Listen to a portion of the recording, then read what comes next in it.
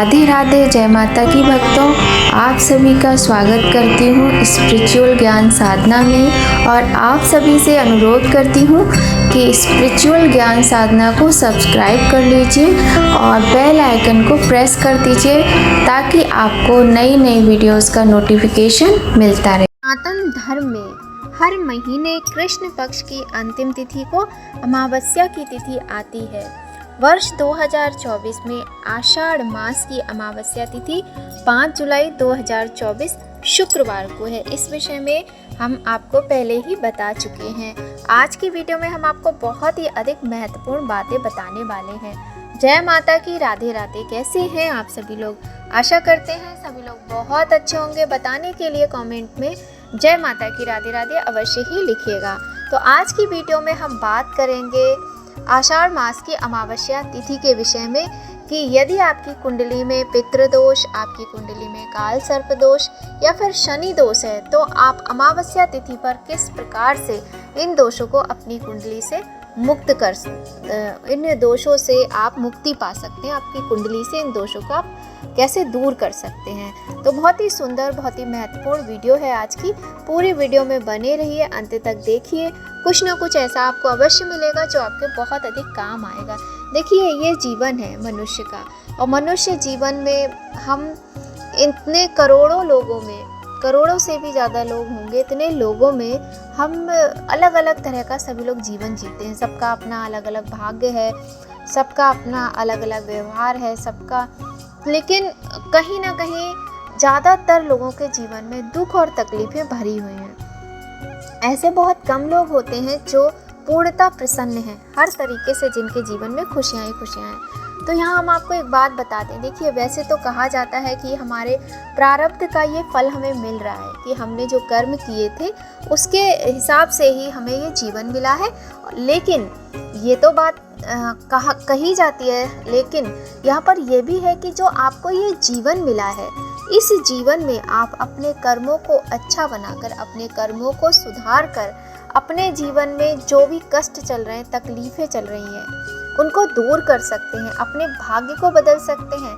मनुष्य में इतनी शक्ति होती है कि वह अपने कर्मों के आधार पर अपने भाग्य को लिख सकता है। तो वो देखिए, और इसी प्रकार से बहुत सारे दोष हमारी कुंडली में होते हैं जिनकी वजह से हमारे साथ कुछ भी अच्छा नहीं होता है और हम उपाय करके, पूजा पाठ करके उन दोषों को दूर करके जीवन को सुखमय बना सकते हैं। आपको यहाँ पर हम बता दें कि हमने बहुत सारे ऐसे लोगों को भी देखा है जिनकी कुंडली बहुत अच्छी है, कोई भी ग्रह उनका खराब नहीं है, कोई दोष नहीं है, लेकिन उनका जीवन कष्टों से भरा है और उन्हें एहसास ही नहीं है इस बात का।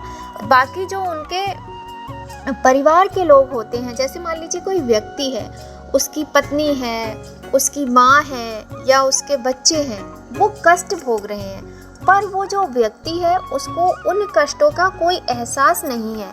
वो सिर्फ अपनी खुशी में खुश है, अपने दुख में दुखी है। तो ये तो बहुत गलत बात हुई ना। और ऐसा क्यों होता है? ऐसा इसलिए होता है कि प्रारब्ध तो उस व्यक्ति का अच्छा था, उसके अनुसार उसे जीवन में सब कुछ मिला है और वह तो सुखी है, लेकिन उसके कर्म इतने खराब हैं कि उसके कर्मों का प्रभाव उसकी माँ, उसके पिता, उसकी पत्नी, उसके बच्चों के भविष्य पर, उनके जीवन पर पड़ रहा है।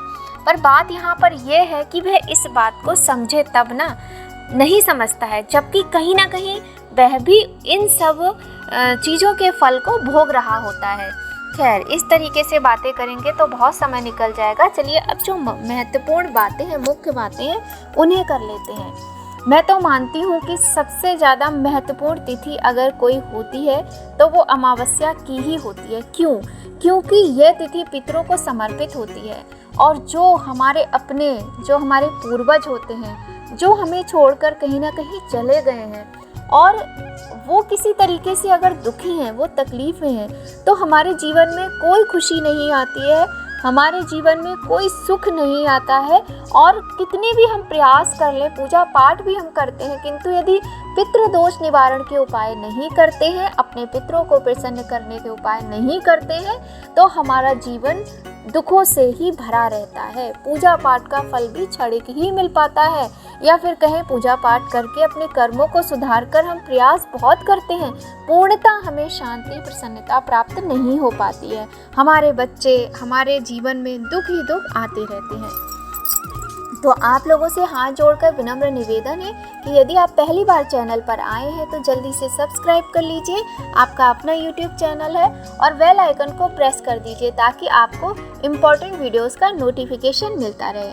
तो देखिए, प्रत्येक महीने की अमावस्या तिथि में हम बहुत सारी अमावस्या तिथि पर वीडियोस बनाते हैं, लेकर आते रहते हैं नई नई जानकारियों के साथ, और ये जानकारियाँ बहुत महत्वपूर्ण होती हैं और हम कहीं ना कहीं उनमें से कुछ बातों को दोहराते भी रहते हैं।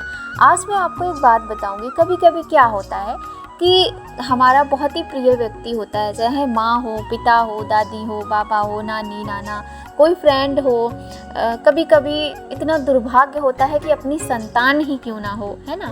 तो जीवन में कभी भी किसी के भी कोई कष्ट आ जाता है, इसलिए कभी दूसरे के दुखों पर हंसना तो नहीं चाहिए।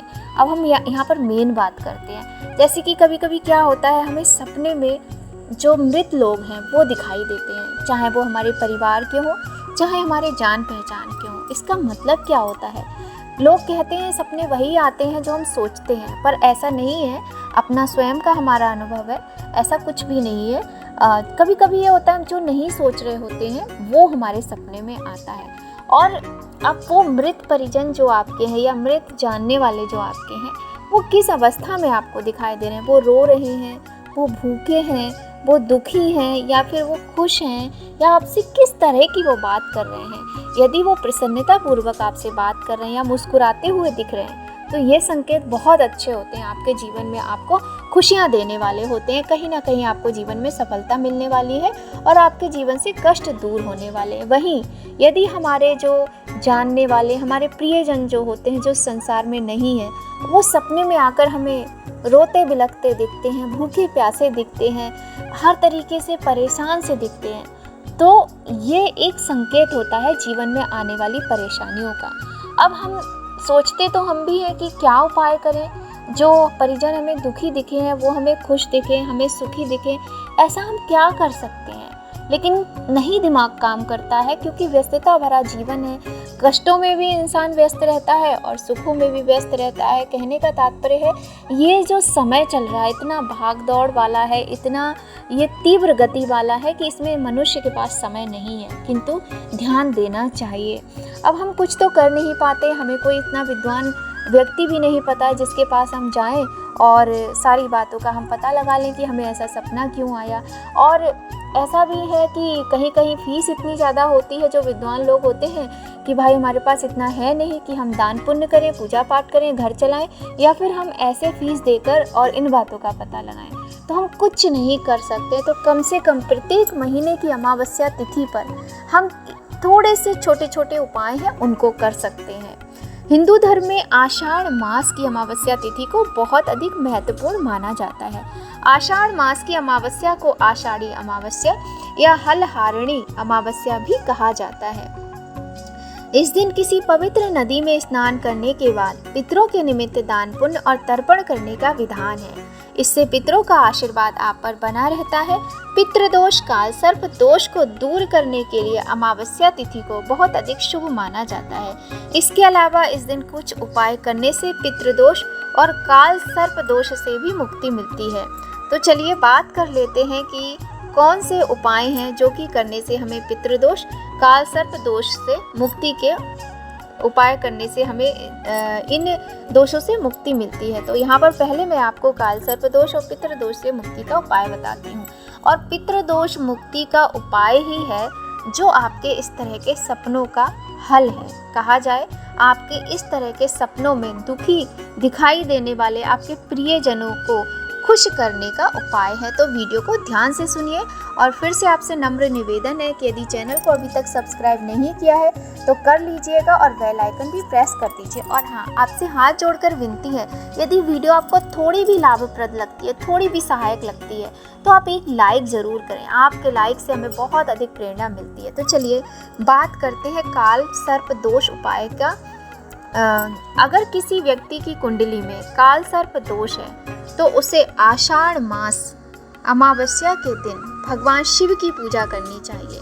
ध्यान रहे कि ये पूजा केवल राहु काल में ही की जाती है, क्योंकि कुंडली में राहु और केतु की विशेष स्थिति के कारण काल सर्प दोष होता है। इसके अलावा इस दिन स्नान करने के बाद नदी के किनारे नाग नागिन के जोड़े की पूजा करें। पूजा के बाद इस जोड़े को नदी में प्रवाहित करें। मान्यता है कि ऐसा करने से कुंडली से काल सर्प दोष दूर हो जाता है। अब यहाँ पर मैं आपको एक बात और बताती हूँ। आपकी कुंडली में काल सर्प दोष है। देखिए, काल सर्प दोष के भी अलग अलग भाव होते हैं, जैसे कि आपकी आर्थिक स्थिति में है, आपके वैवाहिक स्थान में है, आपके दाम्पत्य जीवन के स्थान में है, संतान के स्थान में है, मतलब या आयु के स्थान में है। तो अलग अलग तरह के होते हैं। वो आप जब कुंडली दिखाएंगे तभी आपको इस बात का ज्ञान होगा। अब हम बात करते हैं इसके निवारण की। अब हम देखिए, स्वयं से तो जो पूजा हम करेंगे वो करेंगे। अब हमें इतने मंत्र, इतना ज्ञान हमें नहीं है, पर हमारा भाव सच्चा होगा तो भगवान थोड़ी तो हमारी सुनते हैं, ऐसा नहीं है। लेकिन विधि पूर्वक पूजा करना भी ज़रूरी होता है। उसके लिए आपको किसी विद्वान से ही पूजा करानी चाहिए। अब ठगने वाले भी बहुत बैठे हैं, तो आपको ध्यान रखना है कि आप ऑनलाइन देख के आप किसी से पूजा कराएं, वो नहीं करना है। मैं आपको यहाँ बताऊँ, आप हरिद्वार जाइए, आप नासिक जाइए, किसी भी अमावस्या पर आप जा सकते हैं। हरिद्वार जाएंगे आप, नासिक जाएंगे आप, इस तरह की जगहों पर जब आप जाएंगे ना, तो वहाँ जो पंडित जी लोग होते हैं, पूजा करा रहे होते हैं, वहाँ पूरे ग्रुप में पूजा होती है, पर वो बहुत कम पैसों में, मतलब आप आराम से करवा सकते हैं। इतने पैसे में वो पूजा होती है, पैसों में नहीं, रुपयों में, मतलब बहुत ज़्यादा रुपए नहीं लगते हैं। कभी कभी तो 2100 रुपये में भी, और कोई लोग तो 1100 रुपये में भी इन दोषों से मुक्ति की पूजा करा देते हैं, और बहुत अच्छी कराते हैं। तो आप ये देख लीजिए कि किस तरह, वो तो आप जब बात करेंगे पंडित जी से वहाँ जाकर तो आपको पता चल जाएगा। और यदि आप ऑनलाइन बुकिंग कराते हैं पूजा की ना, तब तो भाई बहुत ठगते हैं। पर्सनल एक्सपीरियंस से हम आपको बता रहे हैं। तो अगर आपको थोड़ा भी मेरी बात सही लगे तो मुझे कमेंट करके बताइएगा। और हाँ, यदि कभी किसी को कहीं ठगा है किसी ने पूजा के नाम पे, तो वो भी अपना एक्सपीरियंस आप शेयर करना, ठीक है। अब हम यहाँ बात कर लेते हैं पितृ दोष से मुक्ति का उपाय। यहाँ मैं आपको एक बात और बताऊँ। देखिए, कभी कभी घोर पितृ दोष होता है कुंडली में। उस पितृ दोष के लिए नारायण बलि नाम की एक पूजा होती है, जो कि आप नासिक में करवाइए, बहुत अच्छा रहेगा। हरिद्वार में करा सकते हैं, गया जाते हैं लोग कराने के लिए, पर नासिक में भी जा सकते हैं आप, और वहाँ जाकर आप पितृ दोष की पूजा कराइए। और यहाँ हम आपको एक बात बता दें, कभी कभी क्या होता है, लोग 10 मिनट में तो नहीं कहेंगे, मतलब 1-2-4 घंटे में पूजा करा देते हैं और कहते हैं कि हो गई। लेकिन जो नारायण बलि की पूजा होती है, जो पितृ दोष मुक्ति से पूजा होती है, वो होती है पूरे 3 दिन की। पूरे 3 दिन का प्रावधान होता है नारायण बलि पूजा का। तो आपके पास अगर समय है और आपको ऐसा लगता है कि हाँ, कहीं ना कहीं आपकी कुंडली में ये दोष है, कोई पंडित जी ने बताया, तो आप वहाँ जाएं और समय लेकर जाएं, छुट्टी लेकर जाएं अपने काम से। और अकेले भी जा सकते हैं, चाहे तो अपने परिवार के साथ जाएं और वहाँ आप पूजा कराएं। परिवार के साथ जाने से ज़्यादा अच्छा रहता है। यदि आपके पुत्र है, पुत्री है, तो आप उनको साथ में भी लेकर जाएं, क्योंकि सभी लोग पूजा में बैठे तब पूजा ज़्यादा फलदायी होती है।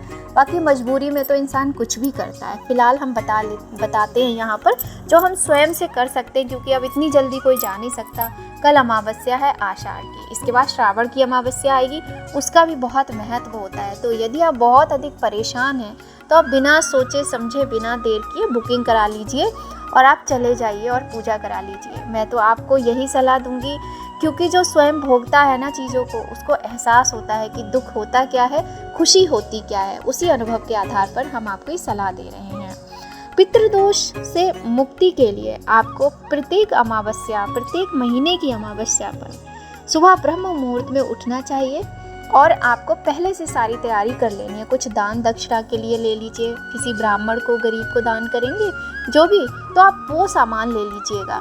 इसके अलावा ब्रह्म मुहूर्त में उठकर थोड़े से जो नहाने का आपका जल है उसमें थोड़ा सा गंगा जल मिलाकर स्नान कीजिए।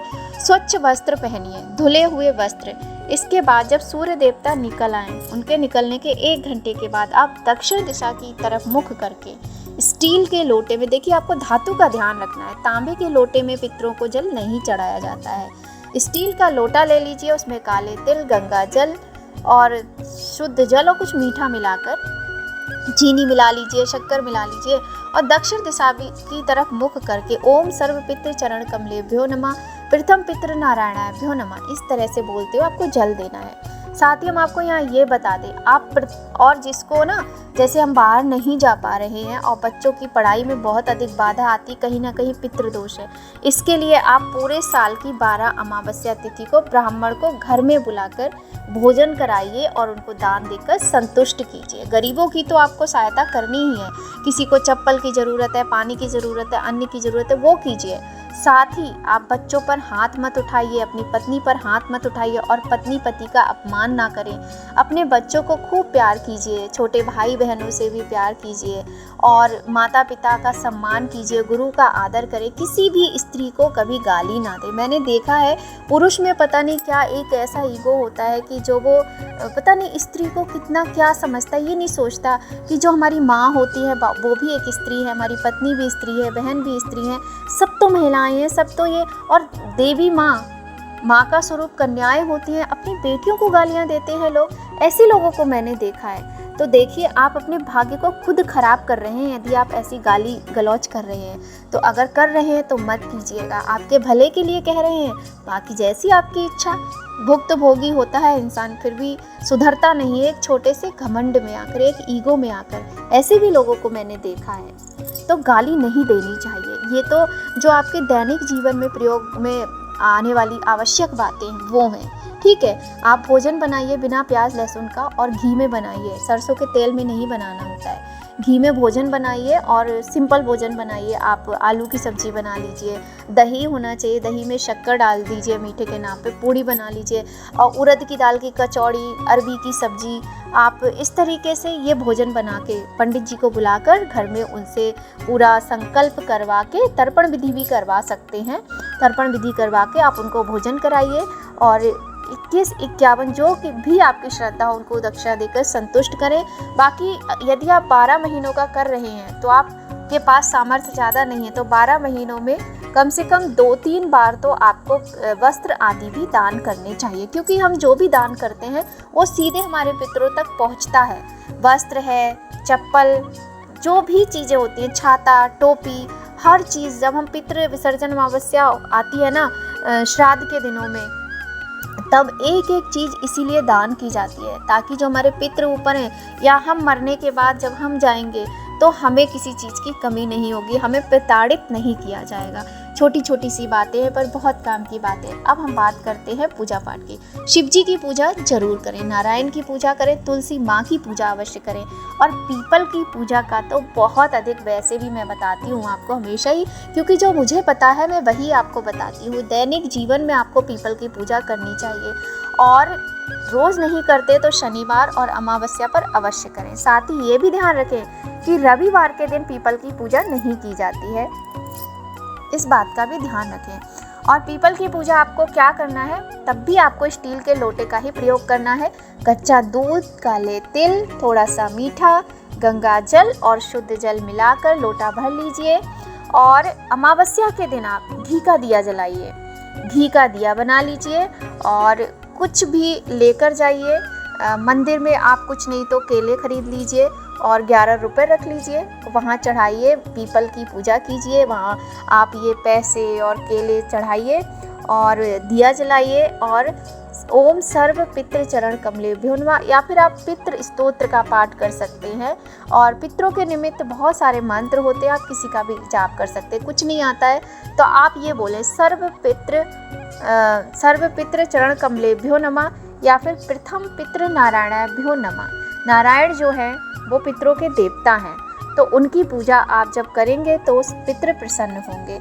इस तरीके से आप पूजा करें, दान करें तो आपको आपके पितरों का आशीर्वाद अवश्य मिलेगा, निसंदेह मिलेगा। आप करके देखिए और आपको लाभ मिलेगा ही मिलेगा। साथ ही बहुत अच्छा एक उपाय आपको हम बताते हैं। एक गोला लीजिए, जो सूखा गोला होता है ना, गोला समझते हैं ना, नारियल गोला। एक तो होता है देखिए पानी वाला नारियल, वो नहीं लेना है। एक होता है जिसके अंदर कच्चा नारियल निकलता है, हम चटनी बनाते हैं, वो भी नहीं लेना है। एक गोला नारियल सूखा गोला होता है जो कि हम कद्दूकस करते हैं जिसको खीर वगैरह में डालते हैं, तो वो सूखा गोला खोपरा बोलते हैं उसको, जो बोलते हैं आप वो ले लीजिए, जिसको हम हवन में भी इस्तेमाल करते हैं। तो वो लेके आपको उसका ऊपर का पोर्शन काट दीजिए और उसमें आप पंजीरी बना लीजिए, आटे की जो बनाते हैं, अच्छे से घी डाल के चीनी डाल के, और वो पंजीरी उस गोले में भर लीजिए।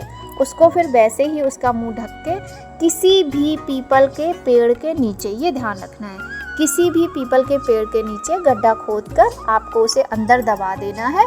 और इस तरीके से आप ये उपाय इस अमावस्या से करके, आप जब 2-3 अमावस्या आप करोगे ना, क्योंकि जैसे जैसे ये गोला अंदर से चींटे खाएंगे, वैसे वैसे आपके जीवन में अच्छे दिन आएंगे। इस बात का विशेष ध्यान रखना। तो आप चींटियों के लिए ये कार्य अवश्य कीजिए, और ये ऐसा कार्य है जो आपका चींटियाँ मतलब महीनों चींटियों के जो भोजन की व्यवस्था है हो जाएगी, आपके बहुत काम आएगा। इसका सबसे बड़ा फ़ायदा ये होता है कि जैसे आप पर कोई मुकदमा चल रहा है, कोई कोर्ट कचहरी का केस चल रहा है, आपके जीवन में अत्यंत कष्टदायक जो परिस्थिति है वो दूर होती है ये उपाय करने से। तो और उपाय हम बताते ही रहते हैं। हाँ, दीपदान अवश्य करें आपके घर की चौखट पर, तुलसी में, आपके घर की छत की मुंडेर पर, रसोई घर में, और आपके घर का जो मंदिर है, और जितने भी पौधे हैं जैसे बेलपत्र है और शमी पत्र है, आंवले का पेड़ है या फिर केले का पेड़ है, तुलसी है, सब जगह दीपदान करें। दीपदान का विशेष महत्व है, और ये दीपदान सूर्य डूबने के पश्चात और रात्रि होने से पहले होना चाहिए। ठीक है, वीडियो अच्छी लगे तो लाइक कीजिएगा। बहुत लंबा हो रहा है, मैं जल्दी जल्दी इसीलिए बता रही हूँ, तो आपके वीडियो थोड़ी भी काम आए तो मैं बड़ी प्रसन्नता होगी। उपाय करके देखिए, आपको लाभ मिलेगा, आपके जीवन से दुख दूर होंगे, पितृ दोष दूर होगा, पितृ प्रसन्न होंगे, आपको आशीर्वाद देंगे, आप फलेंगे फूलेंगे, आपके बच्चे खुशहाल रहेंगे, जीवन में खुशियाँ आएंगी। प्यार से रहें, गाली ना दें, बहुत प्यार से रहें, एक दूसरे का सम्मान करें। झूठे ईगो में कुछ नहीं रखा है, और झुकने में जो मज़ा है वो सर उठाने में उतना मज़ा नहीं, क्योंकि जहाँ हम रिश्तों में झुक जाते हैं ना, वहीं हमारा सर खुद ब खुद भगवान उठा देते हैं और हम गर्व से जीते हैं। छोटी छोटी गलतियों में माफ़ी मांगने में कोई छोटा बड़ा नहीं होता है। अगर घर में हमसे कोई गलती हो जाए तो हमें एक दूसरे से माफ़ी मांगनी चाहिए, पर हाँ, गलती को हमें अंदर से महसूस करना चाहिए। गलती करके माफ़ी मांगिए, खुश रहिए, और बस कोई छोटा नहीं कोई बड़ा नहीं, सब बराबर होते हैं भगवान की नज़रों में। तो चलिए मिलते हैं आपसे नई जानकारी के साथ नए वीडियो में। तब तक सभी लोग खूब खुश रहिए, प्रसन्न रहिए, स्वस्थ रहिए, अपना और अपने अपनों का खूब ख्याल रखिए, और अमावस्या तिथि को बहुत अच्छे से आप पूजा पाठ कीजिए। भगवान की कृपा आप पर सदा बनी रहे, सदा ही पितरों का आशीर्वाद मिलता रहे, ऐसी कामना के साथ चलते हैं और बहुत जल्द फिर मिलते हैं। जय माता की, राधे राधे।